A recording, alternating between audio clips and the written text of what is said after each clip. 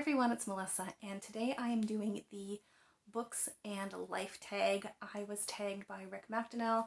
I will leave his video and the original tag below. You are getting end of the day, post-work Melissa, so it's already dark out, which means the lighting is absolute crap. I have put my phone on my tripod, on a thing, on another thing, on a chair, because this is the only angle where the light hits me, where I don't look like a ghoul. I'm sorry I keep aggressively pointing at you. Let's go. Number 1 is on a scale of 1 to 10, 1 being a normal person and 10 being the late Harold Bloom.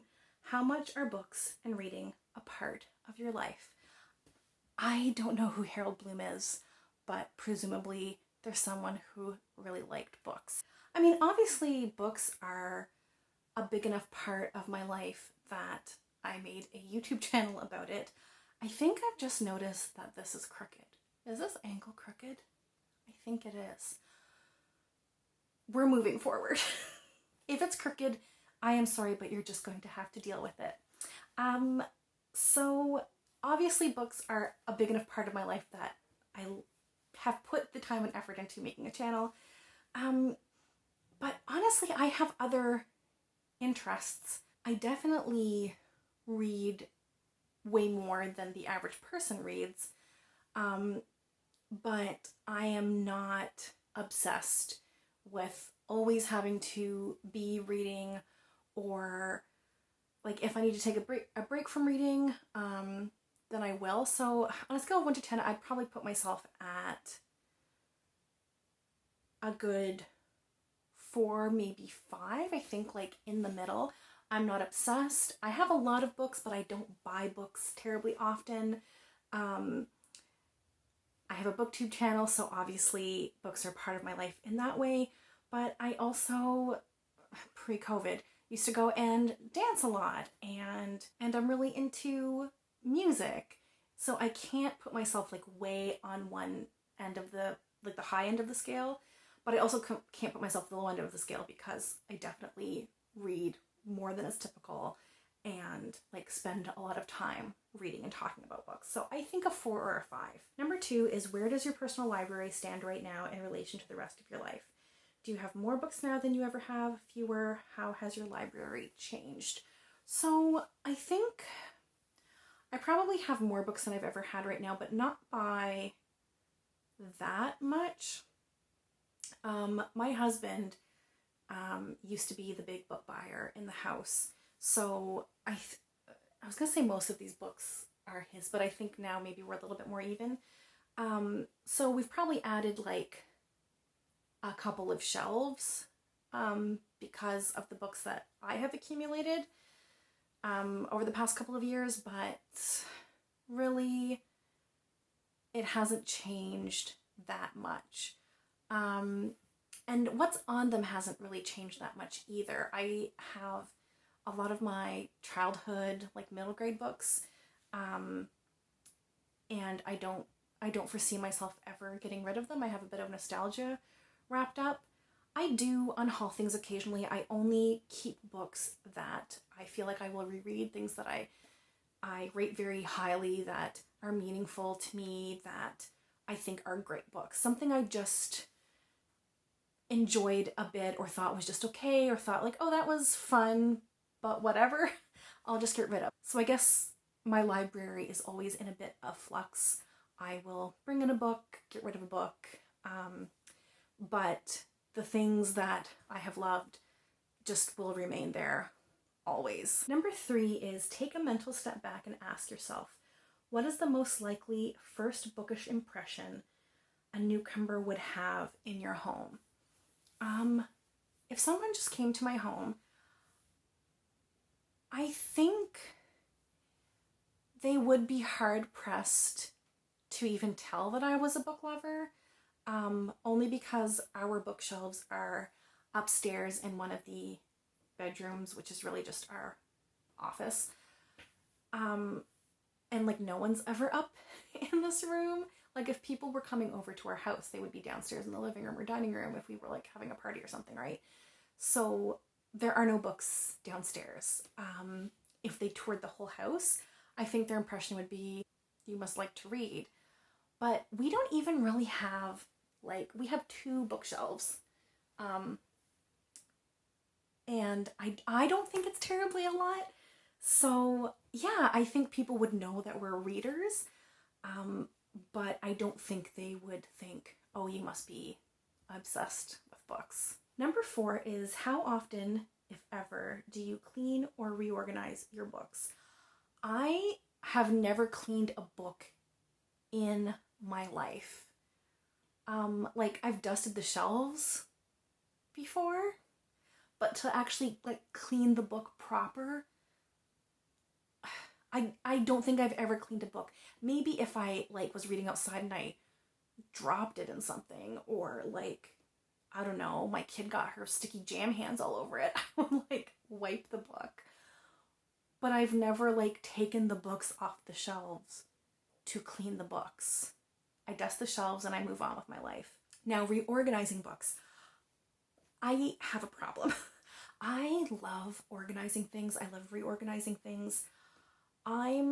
This is like so cliche, but like the Pinterest, the Instagram, those organizational pictures, like show me a picture of a closet with labeled shelves, everything neatly stacked. It's all aesthetically beautiful.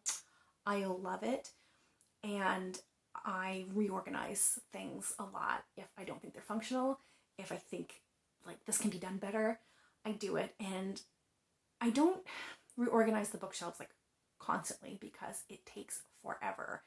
But I think I've reorganized these shelves twice, maybe 3 times in the last 2 years. I had them alphabetically and then I changed them to by genre because that makes more sense to me. So yeah, how often do I reorganize books? Like maybe once a year I would do the shelves, or I might like reorganize a shelf if I get like new books in and they don't like line up nicely or like fit properly. I'll have to like redo the shelf. Number 5 is, on average, how many books do you acquire in a given week? On average, 0. This year, I'm just gonna check. So this year I've done 2 hauls. I did a haul in February and I hauled, this was for my birthday, so I got a lot of books, well, a lot for me. 1, 2, 3, 4, 5. I got 9 books in February, and then this summer I went to a library sale and I bought these 4 E.M. Forster books. So that is 13 books. I've bought 13 books this whole year. I do not plan to buy any more books. I might get some for Christmas from other people. But yeah, I will have bought 13 books all year. So that averages to 0 a week. It'd be less than a book a week. Number 6 is, what song is your current earworm? I love this question. It's kind of out of the blue, but I get on music kicks. My dad was the same way. He would get into one particular artist or even one particular song and just like listen to it over and over again, and I'm the same way.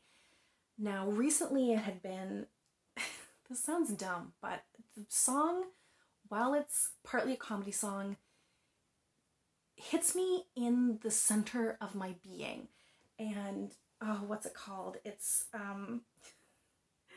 It is a Bo Burnham song. It's the one, "Don't Overthink This, Look in My Eyes, Don't Be Scared, the Water's Shut." You know that song? What's it called? "All Eyes on Me." I was listening to that on repeat. And when I mean on repeat, I mean like I had that one song on a loop. And I listened to it like all afternoon at work one day as I was working in a spreadsheet. I get on music kicks like this. So that has been an earworm that I couldn't shake recently. But that has finally fallen by the wayside. And just today I started listening to my go-to for when I'm working, which is I like to have like instrumentals, because I can't, unless I'm like working in a spreadsheet or something where I'm like sorting data, I can't have music with lyrics. Like if I'm writing something, and I've been writing things recently. So I've gone to my old standby, which is to listen to instrumentals more often than not, movie soundtracks. That's my favorite to listen to at work. And I have like a whole playlist of like movie scores that I listen to. And the one I've been listening to the most often is,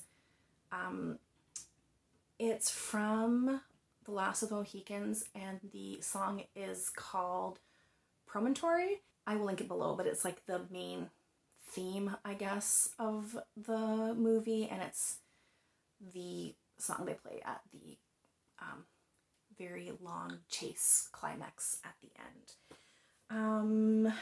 The next question is number 7. What percentage of your self-control do you retain in a well-stocked bookshop? Most of it. I don't know, like 95%. I could probably loosen up a little bit, honestly, but I tend to buy what I came in for. If I came in with a specific book, I will leave with that specific book. If I came in just to browse and see what I like, I will probably have a number in my head in terms of dollars that I'm willing to spend, and the number of books I get will depend on like how cheap the books are with that budget in mind. But I'm not giving myself 100% because, like, you know, I'm not going to pretend that there hasn't been the time where I went in for one specific thing and like bought, you know, a little bonus. But more often than not, I like stick to what I came in for. That's awfully boring answer. I'm sorry. Number 8, do you ever feel the need to take a break from books? If so, what form does it take? Yes. Usually it's because, like, lately I just can't concentrate. I've been doing much better. I've kind of got a little jolt of energy, but I was just feeling really run down and burnt out, and I couldn't concentrate on like physical books. I was listening to like some audiobooks, but like I just couldn't read very much, and I just take a break. I either change what I'm doing, so like I'll switch to audio if I can't concentrate on that, then I just like won't read for a while. I don't read every day. Yeah, I take breaks from books all the time, and I think that's normal, frankly. Number 9, when you meet a new person, how long does it take you to bring up books? Sorry, I read that weird. How long does it take you to bring up books? It takes a while. I'm like a very good listener, and I pay attention to what the other person is saying. I have to feel like the person would want to discuss that. If I'm meeting someone new, I ask them what they're into. I ask them what their hobbies are. If they say reading, then like, great, we can talk about books. But I'm just as likely to talk about like TV shows and like other things. Question 10 is, have you given any thought / made any provisions for your personal library after you croak? So I do think having a will and your last wishes and all that end of life stuff is incredibly important. It actually is something I am very passionate about. I am very passionate about death and death acceptance and having plans. It's really, and I'm speaking from experience, it's really stressful when there aren't plans and wishes and wills and all that kind of stuff set aside. When you pass away, it's very stressful on the family that's left. So I'm very passionate about it. And however, back to the question about have I made any provisions for who gets my books? Well, I think it's important. Like, I have made plans in terms of like life insurance money and like all that kind of stuff.